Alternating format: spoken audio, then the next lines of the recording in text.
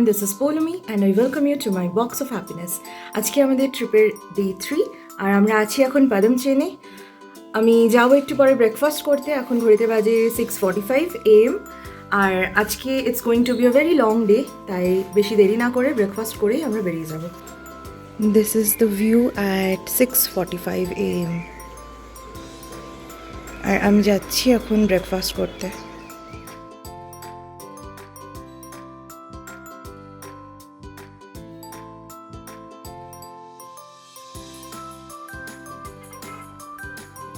কাল বিকেল থেকেই ড্রাইভার দাদা আমাদের বারবার বলছিল যে আজ বেরোতে লেট হলে কিন্তু ভিউজ মিস করব।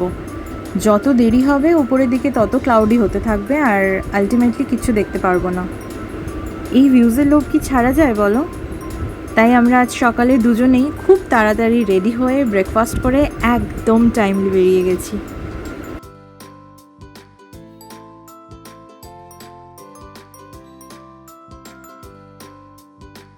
আমরা প্রথমেই পৌঁছলাম এই একটা ভিউ পয়েন্টে, যেখান থেকে জিগজ্যাগ রোডটার প্রপার ভিউ পাওয়া যায়। বিশ্বাস করো, জাস্ট 1 মিনিট আগেই পুরো ক্লিয়ার ছিল জায়গাটা, আর এরই মধ্যে মেঘ দিয়ে ঢেকে গেল। আমরা এখানে খুব বেশিক্ষণ আর ওয়েট করলাম না, কারণ আমাদের আপাতত মেন গোল যত তাড়াতাড়ি সম্ভব নাথুলা পৌঁছানোর।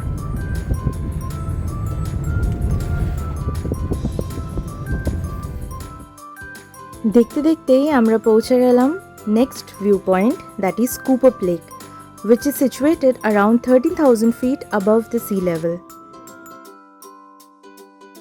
এটাকে এলিফ্যান্ট লেকও বলা হয় কারণ লেকের শেপটা অনেকটা এলিফ্যান্টের মতো দেখতে।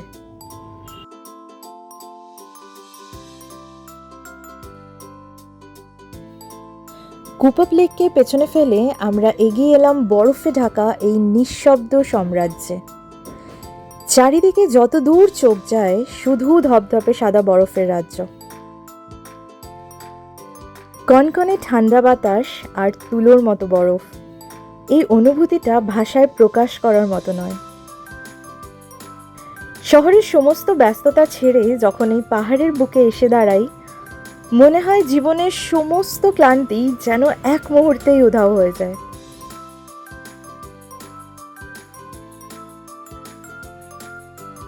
সিকিম ভীষণ পছন্দের একটি জায়গা আমার। এখানের ঘরবাড়ি, লোকজন, খাওয়া দাওয়া, পাহাড়, প্রকৃতি, নীল আকাশ সমস্তটাই ভীষণ পছন্দের।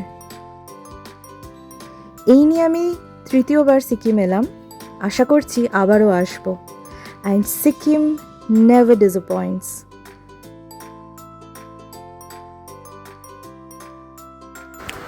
We are on the way to Nathula. এখন ঘড়িতে বাজে 9:15, 9:30 অবধি আমাদের এখানে ওয়েট করতে হবে। 9:30টার সময় গেট খুলবে নাথুলার। তারপর আমরা যেহেতু দুজন আছি, সো আমাদের ছোট কারে আছি, তো এই ছোট কার অ্যালাউ করা হয় না নাথুলাতে, তাই এখান থেকে গাড়ি চেঞ্জ করতে হবে একটা 7 সিটার নিয়ে, তারপরে আমরা যাব।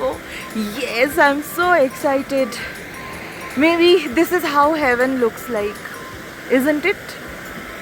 জানি না, আমি একা একাই কথা বলে যাচ্ছি, আমার খুব ভালো লাগছে।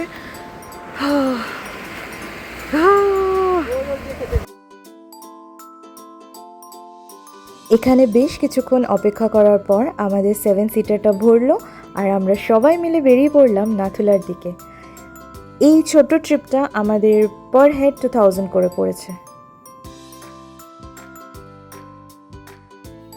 যেহেতু আমরাই সবার আগে পৌঁছেছিলাম ওখানে, তাই ফ্রন্ট সিটে বসার সুযোগটাও আমরাই পেয়েছি। আর ফ্রন্ট সিট থেকে এই ভিউটা তো ভাষায় প্রকাশ করার মতো নয়, যতটা সম্ভব শান্ত থেকে উপভোগ করেছি। অবশেষে আমরা পৌঁছলাম Nathula pass, which is around 14,000 feet above the sea level, connecting India and China. এই বরফে পা দিতেই আমি যেভাবে স্লিপ করলাম, তারপর ভাবলাম ফোন টোন এখন ব্যাগে থাক, পরে দেখা যাবে ভিডিও, আগে নিজে তো সার্ভাইভ করি। আমি পৌঁছে গেছি মিডওয়েতে, তারপর ফোনটা বার করলাম, আর ওই দেখো উপরে ইয়েলো জ্যাকেট পরে, ওটা দেবদত্ত, সে বেশ অনেকটাই এগিয়ে গেছে। অক্সিজেন ডেফিসিট এরিয়া, আর তার উপর লাস্ট কিছুদিন ধরে এতই স্নোফল হয়েছে যে প্রচুর পরিমাণে বরফ জমে আছে। মজা তো ডেফিনেটলি হচ্ছে, তবে হালকা ভয়ও লাগছে কিন্তু। আমি টপে অলমোস্ট পৌঁছেই গেছিলাম, আর ঠিক সেই সময় শুনতে পারলাম ওপরে নাকি স্নোফল স্টার্ট হয়ে গেছে, তাই কাউকে আর যেতে দেওয়া হচ্ছে না। এইবারের মতো আমার তো আর টপে পৌঁছানো হলো না, তবে দেবদত্ত কিন্তু গেছিলো ওপর অবধি, তাই এই ভিডিওটা যেটা দেখছো সেটা ক্যাপচার্ড বাই হিম।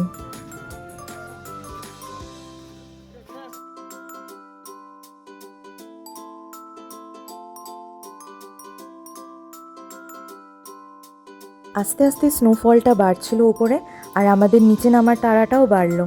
তবে ট্রাস্ট মি, নামতে আমাদের হার্ডলি 10 মিনিট লাগলো, কারণ এভাবে স্লিপ করেই নামতে হবে, এটাই অনলি অপশন।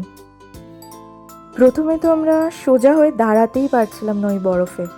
অনেকক্ষণ পর, অনেকটা নিচে নামার পর ফাইনালি একটু স্টেবল হয়ে দাঁড়াতে পেরেছি।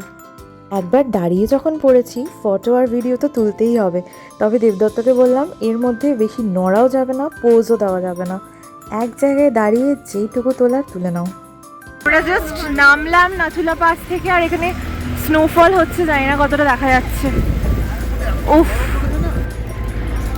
My life first snowfall.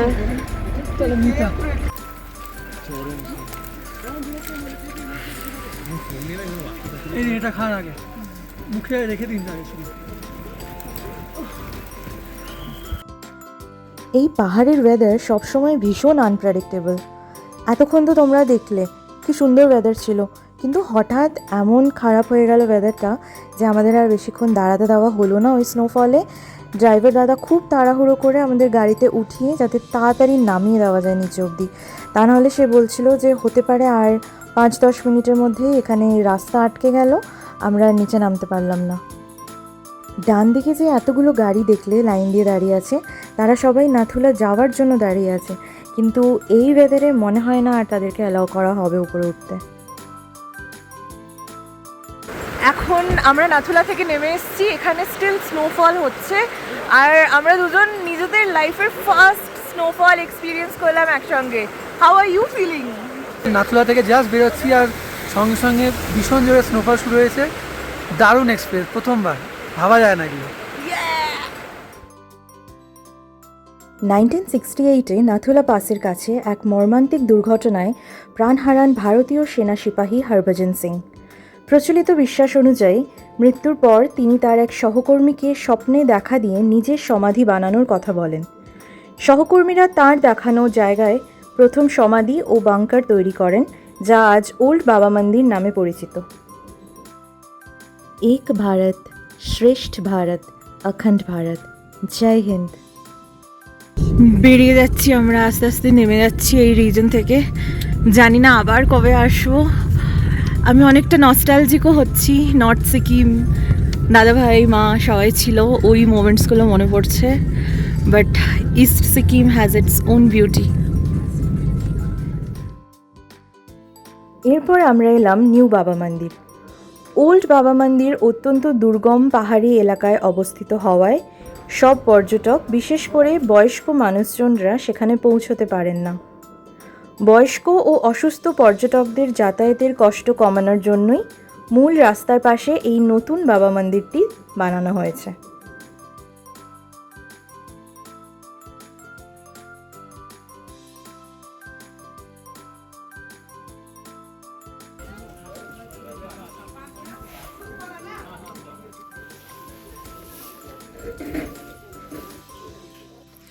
আমরা আছি এখন থাম্বি ভিউ পয়েন্টে।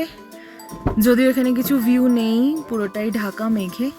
আর একটু রিল্যাক্সেশনের জন্য ওয়াশরুম, একটু খাওয়া দাওয়া। এবার এনার্জিটা আস্তে আস্তে ডাউন হচ্ছে, হালকা হালকা কাহিল লাগছে এবার। সমস্ত রকম ঝাপসা ভিউ পয়েন্ট ছাড়িয়ে অবশেষে র্যান্ডম জায়গায় একটা প্রপার ভিউ পেলাম। একটু কিছুক্ষণ গাড়ি থেকে নেমে এখানে দাঁড়িয়ে অ্যান্ড ফাইনালি চললাম আমরা হোমস্টের পথে। আজকের দিনটা এবং এই সিকিম ট্রিপটা এখানেই শেষ হচ্ছে। আবার দেখা হচ্ছে তোমাদের সঙ্গে নতুন এক ব্লগে। ততদিন সবাই খুব ভালো থেকো, খুব আনন্দে থেকো। টাটা।